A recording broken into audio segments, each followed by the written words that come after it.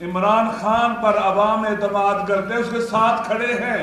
انہوں نے کتنے حربے آزمائے، کتنے ظلم کیا، کتنا واقعہ نے غیر انسانی سلوک اور رویہ اپنایا، لیکن عوام کو عمران خان سے جدا نہیں کر سکے۔ پنجاب کے عوام کی اکثریت کو عمران خان سے جدا نہیں کر سکے، ہار چکے اس کے مقابلے میں یہ، اور پورا پاکستان ایسے ہی ہے۔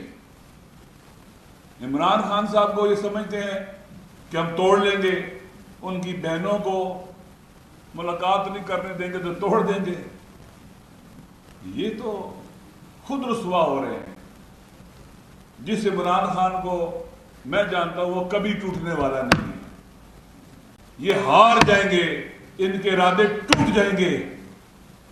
آپ دیکھیں کہ ان کی آنکھوں کے سیاہ ہلکے پڑ جائیں گے، ان کے منہ سوج جائیں گے، یہ ہار جائیں گے۔ وہ کبھی نہیں ہارے گا، ان سے نہیں ہارے گا، ان چھوٹے اور حقیر لوگوں سے عمران خان ہار جائے گا۔ جو اقتدار کی لاش پر، مولا علی کا ایک جملہ سناتا ہوں آپ کو، الدنیا جیفتن اطلابها کلابها۔ دنیا یعنی اقتدار، اقتدار برائے اقتدار برائے خدمت کی بات بھی ہو رہی ہے۔ اقتدار برائے اقتدار کے یہ جو ہے نا، یہ جیفا ہے، یہ مردہ ہے، لاش ہے، لاش۔ تو لابھا کے لابھا، اس کے اوپر جو پڑھتے ہیں جا کے نا، وہ کتے ہوتے ہیں، اس کو کھاتے بھی ہیں اور ایک دوسرے کو گراتے بھی ہیں۔ یہ مردہ لاش ہے، متعفن لاش ہے، یہ لاش خور ہے۔ ان لاش خور، ان کی تو مشاب بھی مر چکے ہوئے ہیں، ان کو تعفن نہیں آتا۔ لہذا اس وقت پاکستان میں، پاکستان کے عوام کی اکثریت ایک ہے، پاکستان کو کوئی نقصان نہیں پہنچا سکتا، آپ یقین کر لیں۔ پاکستان کے عوام جانتے ہیں ہم پاکستان کے ساتھ ہیں، کسی تالے آزما اور قانون شکن کے ساتھ نہیں ہیں۔ ہم کبھی دھوکہ نہیں کھائیں گے۔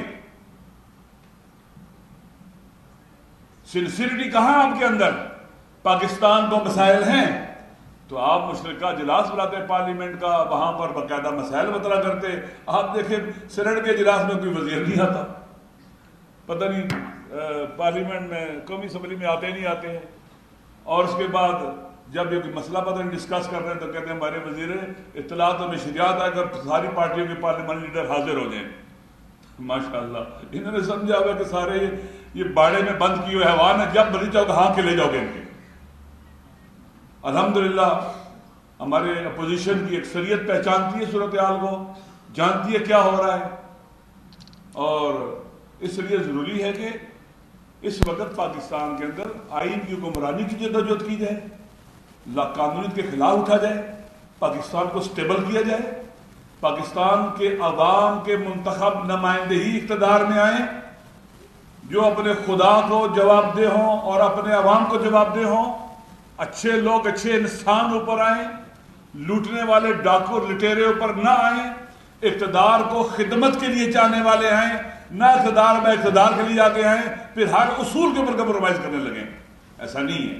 انشاءاللہ مجھے امید ہے کہ ایک دن ضرور آئے گا، اللہ کے وعدے ہیں، ایک دن ضرور آئے گا کہ اس وطن کے اندر آئین کی سپریمیسی ہوگی، قانون کی عملداری ہوگی، عوام کے منتخب نمائندے حکومت میں آئیں گے، اقتدار کو اپنی ملکیت نہیں سمجھیں گے، اللہ کی امانت سمجھیں گے آئین کے مطابق، اور عوام کی خدمت کریں گے۔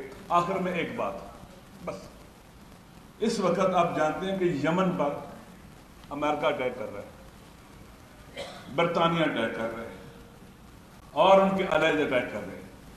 یمن کے لوگوں کا جرم کیا ہے؟ وہ یہ کہتے ہیں کہ جب تک تم غزہ پر ظلم بند نہیں کرو گے، ہم اسرائیل کی طرف کوئی بحری جہاز، تجارتی جہاز نہیں جانے دیں، کوئی مال نہیں جانے دیں گے، اور ہم اسرائیل پر اپنی طاقت کے مطابق حملے بھی کریں گے۔ غزہ پر حملہ روکو۔ تو اس کے مقابلے میں امریکہ ان پر حملہ ور ہے، F-18، B-52 اور B-2 بمبر تیاروں سے بمباری کر رہے ہیں اس کے اوپر۔ وہ ایک اسلامی ملک ہے، مسلمان وہاں آباد ہیں، اور عجیب ہے، ہر طرف خاموشی ہے. یمن کے غیرت مند مسلمان کیوں ان پر حملہ ہو رہا ہے؟ فلسطینیوں کی حمایت کرنے کی وجہ سے. اور کوئی بولتا ہی نہیں ہے، نہ پارلیمنٹ میں کوئی بولتا ہے، نہ سینٹ میں بولتا ہے، نہ ہمارے میڈیا میں کوئی بات کرتا ہے. اور وہ قربانی دے رہے ہیں. وہ کہتے ہیں کہ ہم اس وقت تک پیچھے نہیں ہٹیں گے جب غزہ کے اوپر جنگ بندی نہیں ہوگی، اور کوئی بحری جہاز، تجارتی جہاز اسرائیل نہیں جا سکتا میڈیٹرینین سی سے اور باب المندب سے. امریکہ کی مذمت کرنی چاہیے ہمیں. ہم امریکہ کے ان غیر انسانی، غیر قانونی اقدامات کی مذمت کرتے ہیں. اس کو حق نہیں ہے وہاں حملہ کرے. پھر جو سمجھتے ہیں کہ امریکہ آئے گا، ہماری مدد کرے گا پاکستان میں، ہمارے حالات کو ٹھیک کرے گا. ڈونلڈ ٹرمپ ایک قاتل آدمی ہے. اسرائیل کو کھلی چھٹی سے دی ہوئی ہے، پہلے سے زیادہ اسرائیل دے رہا ہے. اسرائیل کی مذمت کرتے، شام پر جو اٹیک کر رہا ہے اسرائیل ابھی اتنے دنوں سے، آج دوسرا تیسرا دن ہے، تباہ کن حملے اسرائیل کر رہے شام کے اوپر، اور انکروچمنٹ کر رہے شام کے اندر. شام کے تقریباً دمشق شہر کے قریب آ چکا ہوا ہے ہم قبضہ کرتے کرتے.